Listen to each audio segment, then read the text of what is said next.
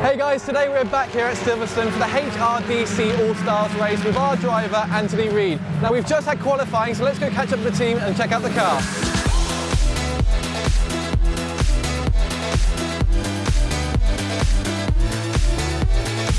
Last time you were waving the camera at me, Matt, the little video ended with a sort of moment where the bonnet came up. So the allegedly burst-proof quick-release clips, which were aerodynamically superior, have now been replaced by some proper good old-fashioned traditional bonnet locking pins, which you should never tempt fate, but should prove to be a lot more difficult to come open. And there's a little wall wound in the roof.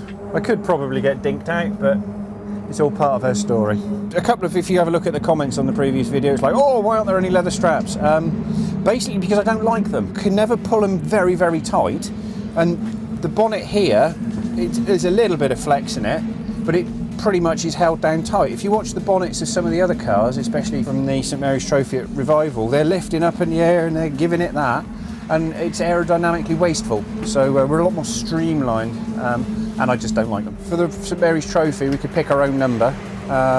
For the media day at Silverstone last March, we could run with the same number. But the Academy Race Series with the HRDC, all the Academy class cars have to be in the 100 series or higher to separate them from the Speedwell cars. So we've had to add a 1 to make it 143. And as I'm sure Matt will cut away to in a nice stylistic shot, I actually think it fills the door better and it looks nicer as a 143 than just as the 43. Ah, yes, the back. Well, we were dicing for the lead at Silverstone. Mr. Steve Soper objected to Mr. Anthony Reid taking the lead and hooked bumpers. So we now have the mark of Soper in the back. So Steve kindly autographed it, and so did Anthony. Now I could pay some money and knock it out and have it repainted, but again, it's like the dink in the roof. It sort of adds to her story. I hate to use the cliche rubbing is racing, but when two top-line British Touring Car Championship, legends get it on, yeah, they get into each other. Yeah, so qualifying this morning was a little bit frustrating. Anthony, who at the time was a second clear of the rest of the class, the coil lead fell off and he came coasting into the pits. We were hanging off the pit wall with the pit wall going, where is he? Where is he? My arms are getting tired. Oh, he's in the pit lane. Oh no, what's gone wrong? Ah, mad panic. Legged it down there, put the coil lead back on, off he went again. So we've cable tied it on now. That ain't going to fall off, hopefully. So unfortunately, he's only second in class, pipped by an Austin A30, which theoretically is a faster car anyway. We never got a clear lap. So Anthony's only 0.8 of a second behind without a clear lap. We're hoping, it's motor racing. The coil lead could fall off again. He could, break down. He could, whatever. It's motor racing, but we're hopeful for a podium, which would be nice. In class, we're not going to get anywhere near the Mustangs and the Galaxy and the TVR because they've got like engines 5 times as big as ours.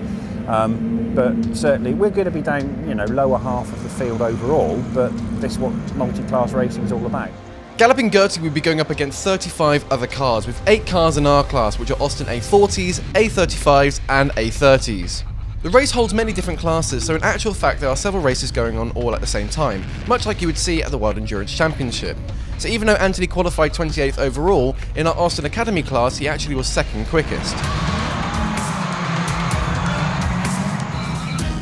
The only car we had to beat was the number 199 Austin A40, which is the red car on the left.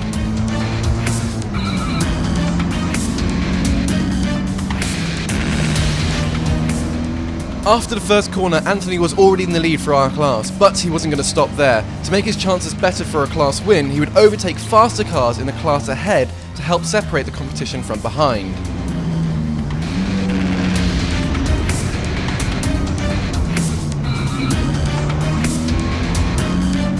By the end of the first lap, not only was Anthony in the lead in our class, but had overtaken 3 faster cars in the class ahead.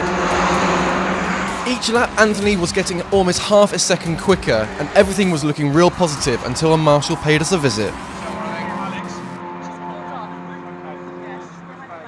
Unfortunately, the crank in the engine had broken, meaning all oil pressure was lost, resulting in Anthony having to retire from the race and getting a tow back to the garage.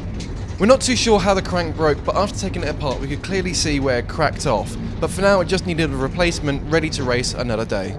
Well, unfortunately, that's the end of the video. We had to retire from the race, which it happens, that's racing, I suppose. But we hope you enjoyed this video, I hope you liked it. And if you want to see more videos like this, then make sure to click subscribe. And also check out some other videos here over on the right-hand side. But until then, thank you very much for watching, and I'll see you next time.